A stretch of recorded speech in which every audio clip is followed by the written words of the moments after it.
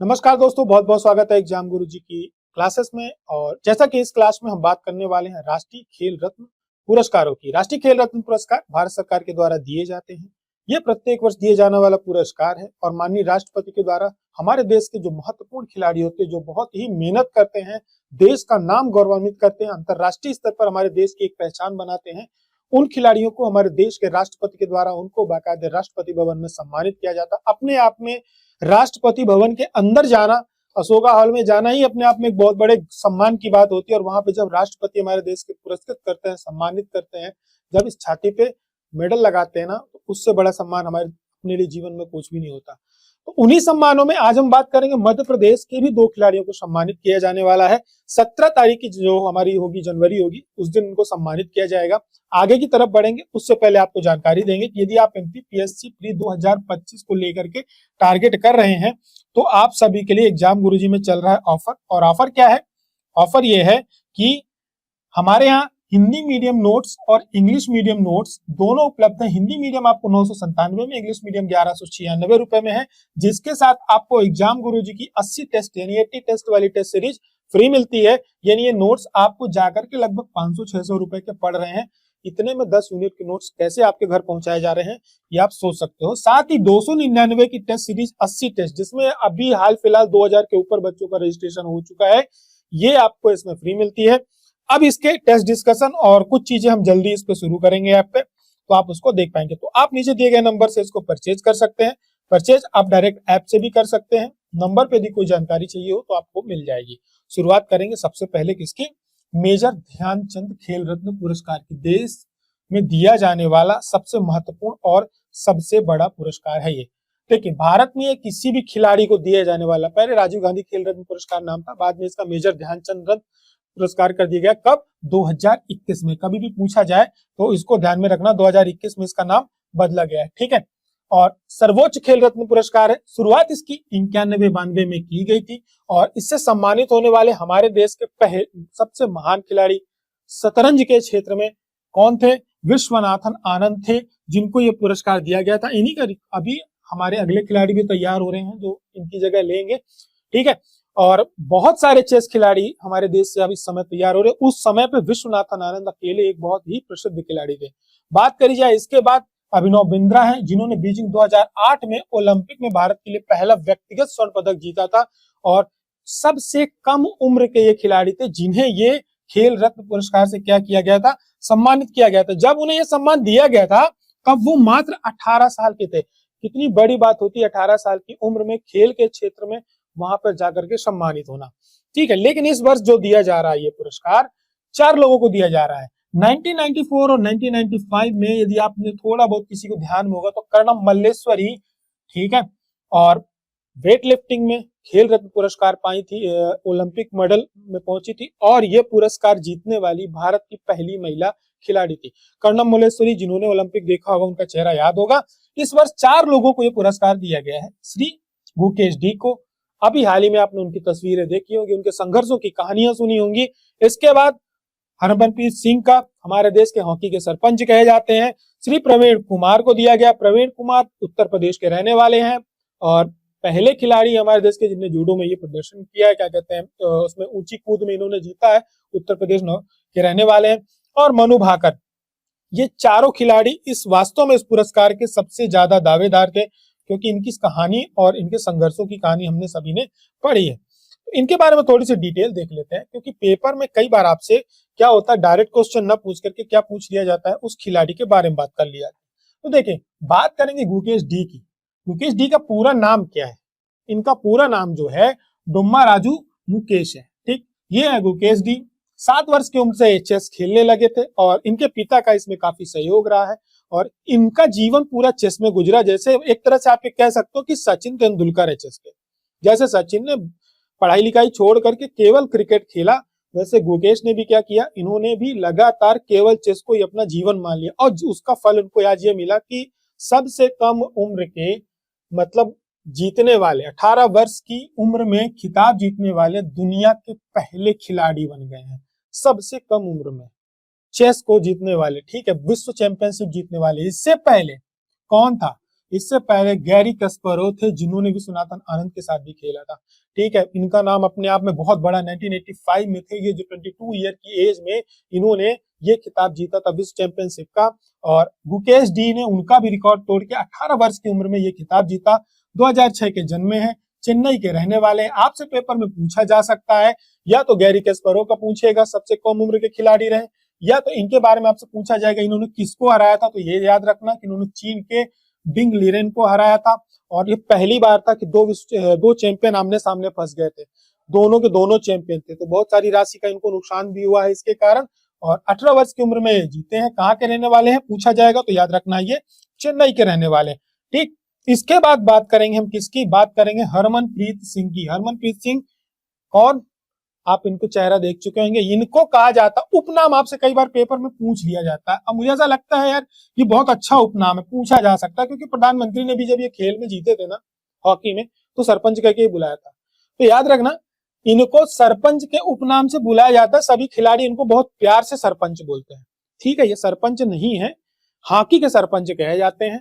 और इन्होंने क्या है कि अभी हॉकी टीम में हमारे यहाँ के वर्तमान में कप्तान भी है। ठीक, डिफेंडर के रूप में खेलते हैं और पेनल्टी कॉर्नर स्पेशलिस्ट माने जाते, विशेषज्ञ माने जाते। और सबसे बड़ी बात, उन्हें दुनिया के सर्वश्रेष्ठ ड्रैग फ्लिकरों में से एक माना जाता है। खेल में भ्रमित कर देते हैं, जब ये करते हैं ना तो खेल में भ्रमित करने के लिए बहुत फेमस भी हैं।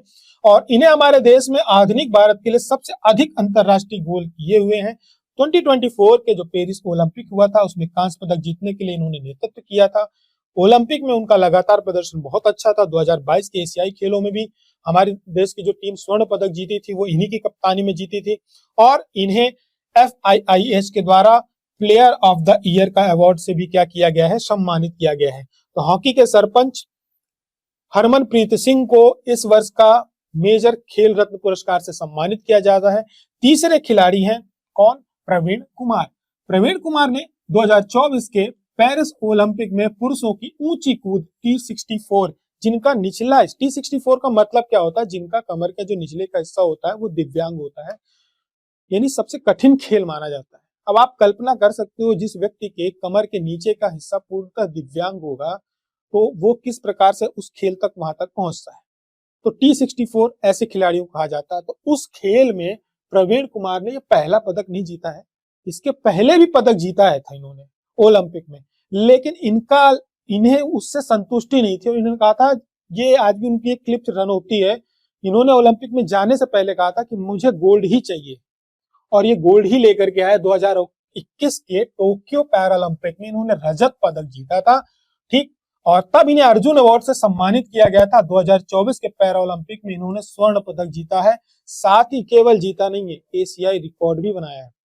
तो सभी के सभी खिलाड़ी इतना प्रेरित करने वाले हैं कि यदि आप घरों में बैठे हुए हैं, इन खिलाड़ियों के चेहरों को देखिए, इनकी क्लिप्स को देखिए, अपने आप में मोटिवेशन आ जाएगा कि कैसे मेहनत की होगी इन्होंने। ठीक है, तो इनको लगातार पदक मिला है। देखो एशियन पैरा गेम्स में भी इन्होंने स्वर्ण पदक जीता, फिर विश्व चैंपियनशिप में इन्होंने कांस्य पदक जीता, लगातार एशिया का सबसे बड़ा रिकॉर्ड बनाते रहे। और प्रवीण बाद में कहां पहुंचते हैं, पेरिस ओलंपिक में गोल्ड जीतते हैं। बात करेंगे अगले खिलाड़ी की, जो सबसे प्रसिद्ध खिलाड़ी रही और सभी खिलाड़ियों ने मान सम्मान हमारे देश का बढ़ाया। बात कर रहे हैं किसकी, मनु भाकर की। ठीक है, मनु भाकर जो है एक ही ओलंपिक में 2 पदक जीतने वाली हमारे देश की इकलौती एथलीट है। इसका नाम आपको याद रखना है। यदि आपसे पूछा जाए कि एक ही ओलंपिक में 2 पदक जीतने वाली इकलौती एथलीट कौन है, तो याद रखना मनु भाकर है। ठीक है, और इन्होंने भारत के लिए 2 स्वर्ण पदक जीते 2018 में IASF में, और इस प्रतिस्पर्धा में स्वर्ण पदक जीतने वाली सबसे कम उम्र की महिला खिलाड़ी है। साथ ही साथ बात करी जाए तो एयर पिस्टल स्पर्धा में 2 स्वर्ण पदक उन्होंने महज 16 साल की उम्र में जीत लिया था। तो एक तो ये रिकॉर्ड बनाने वाली खिलाड़ी है मनु भाकर, बहुत ही संघर्ष करके वो यहाँ तक पहुंची है। ठीक, तो मनु भाकर का भी नाम याद रखना है। ये 4 खिलाड़ी हैं जिन्हें क्या दिया गया, मेजर ध्यानचंद पुरस्कार दिया गया है। तो पेपर में आपसे क्या क्या प्रश्न बन सकते हैं, मैंने यहाँ पे जो मेन बातें बताई आपको ध्यान रखना है। अब हमारी बात होगी अर्जुन पुरस्कार में किनकी। अर्जुन पुरस्कार तो ऐसे बहुत सारे खिलाड़ियों को दिया गया है, लेकिन कुछ अर्जुन पुरस्कार हैं 2 जिन्हें हमें विशेष तौर से याद रखना है, क्योंकि वो हमारे प्रदेश के 2 खिलाड़ी हैं। तो एक अर्जुन पुरस्कार की जो शुरुआत हुई थी 1961 में हुई थी, और ये पुरस्कार 4 वर्षों की अवधि में जो उत्कृष्ट खेल प्रदर्शन करते हैं उनको दिया जाता है और राष्ट्रीय अंतरराष्ट्रीय स्तर पे अच्छे खेल करने वालों को दिया जाता है। मध्य प्रदेश से दिया गया है किसको? कपिल परमार को दिया गया है। पैरा जूडो खिलाड़ी हैं, देश के लिए अपने आप में एक बड़ी बात है। सीहोर के रहने वाले, भोपाल भी कई जगह आपको लिखा मिल जाएगा, ध्यान रखना। सीहोर किसमें आता है? भोपाल में ही आता है, ठीक है, तो पास में ही है। तो वो सीहोर के रहने वाले हैं और इन्होंने 2024 के पैरा ओलंपिक में कांस्य पदक जीता है। कांस्य पदक जीतना से बड़ी बात यह है कि भारत ने पहली बार जूडो में भारत का ये पहला पैरालंपिक पदक था जिसको जीता और इन्होंने हिस्ट्री क्रिएट करी। हालांकि 2019 में कॉमनवेल्थ चैंपियनशिप में ये स्वर्ण पदक जीते, 2023 में ग्रैंड प्रिक्स में स्वर्ण पदक जीते, 2023 में विश्व खेलों में कांस्य पदक, 2022 में एशियाई पैरा खेलों में भी रजत पदक जीता। भोपाल से हैं, लखनऊ में अपने पैरा जूडो की ट्रेनिंग करते हैं। बड़ी बात, इनके जो फादर हैं वो टैक्सी ड्राइवर हैं, अपने 4 भाई बहनों में मिला करके सबसे छोटे हैं और 6 वर्ष की उम्र में कहीं पंप में काम कर रहे थे इनके फादर, तो इनका करंट लगा था जिसकी वजह से ये पूरी तरह से क्या हो गए थे? विकलांग हो गए। उसके बाद कई लगभग 6 से 8 महीने तो ये लगातार कोमा में रहे हैं। उसके बाद ये बाहर आते हैं और अपनी तैयारी करते हैं और देश में, दुनिया में अपना एक नाम करते हैं। तो ये भी अपने आप में एक बड़ी बात हो जाती है, हम सभी को प्रेरित करती। दूसरी जो खिलाड़ी हैं, मतलब डिसेंट खिलाड़ी है प्रदेश की हमारे, इनकी तस्वीर तो लगातार ये मुस्कान वाली हमेशा आती रहती है। कौन बात हो रही है किसकी? रूबीना फ्रांसिस की। मध्य प्रदेश के जबलपुर की खिलाड़ी हैं। मेरे को लगता है लगातार 2 साल से करंट अफेयर में इनको ऐसा हर 3 महीने में पढ़ाना ही पड़ता है। 2024 के पैरालंपिक में इन्होंने कांस्य पदक जीता। 2020 में भी इन्होंने 7वां स्थान, एशियाई पैरा खेल में इन्होंने कांस्य पदक जीता। ओसिजोक वर्ल्ड चैंपियनशिप हो, चोंगवोन हो, ठीक है, सभी जगह इन्होंने पदक जीता है। जबलपुर में रहती हैं, इनके फादर जो हैं एक बाइक मैकेनिक हैं। उस छोटी सी जगह से रह के खेल एकेडमी में इनको एडमिशन मिला, वहां पर इन्होंने लगातार बहुत अच्छा प्रदर्शन किया और वर्तमान में प्रदेश में सबसे ज्यादा मेडल बात करी जाए तो इस समय इन्हीं के पास है। तो मेडल के मामले में बहुत ही धनी खिलाड़ी है, ठीक है। अब बात करेंगे किसकी? अब हम लोग बात करेंगे जो बाकी के अर्जुन पुरस्कार मिले हैं उनकी।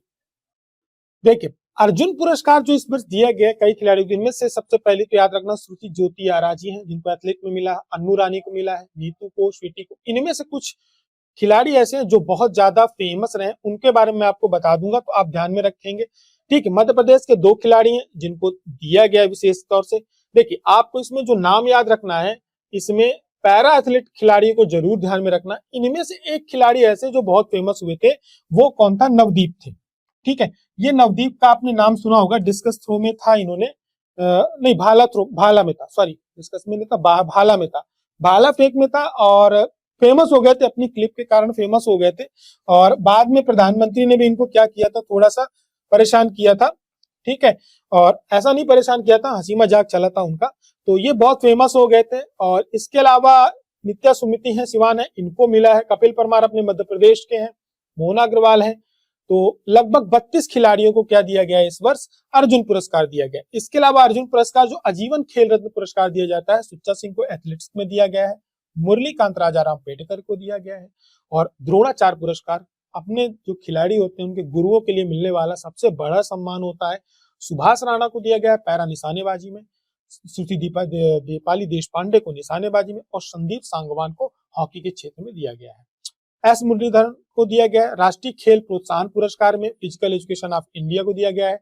अबुल कलाम आजाद जो ट्रॉफी है ये हर साल घूमती रहती है, तो इस वर्ष Chandigarh lovely professional university Guru Nanak विश्वविद्यालय को दिया गया है। तो इस प्रकार से ये पुरस्कार थे जो दिए गए हैं और इसकी पीडीएफ एग्जाम गुरुजी के टेलीग्राम चैनल पे उपलब्ध रहेगी। आप इसको वहां से डाउनलोड कर लेंगे। प्रदेश के खिलाड़ियों के बारे में भी उसमें दिया गया है, आप डाउनलोड कर लेंगे। और हाँ, वीडियो पसंद आता है तो उसकी लिंक आपको जरूर शेयर कर देनी है, उसमें कोई भी कंजूसी नहीं करनी है, ठीक है। हमारी और आपकी मुलाकात अगले करंट अफेयर्स में होगी। एग्जाम गुरुजी में करंट अफेयर्स की लाइव क्लास होने वाली है, ठीक है। और जहां तक संभावित है शुक्रवार को हो जाएगी नए करंट अफेयर्स के साथ ही साथ एग्जाम गुरुजी की करंट अफेयर की मैगजीन सोमवार को आप सभी को उपलब्ध हो जाएगी। इसके अलावा यदि और कोई बात करी जाए तो डेली के करंट अफेयर भी एग्जाम गुरुजी में आपको सुबह मिलने लगेंगे। हमारे चैनल को फॉलो करें, यदि वीडियो पसंद आता है तो उसको शेयर जरूर करना है। हमारी और आपकी मुलाकात अगले करंट अफेयर में होती है, तब तक के लिए अपना ध्यान रखें। जय हिंद, जय भारत।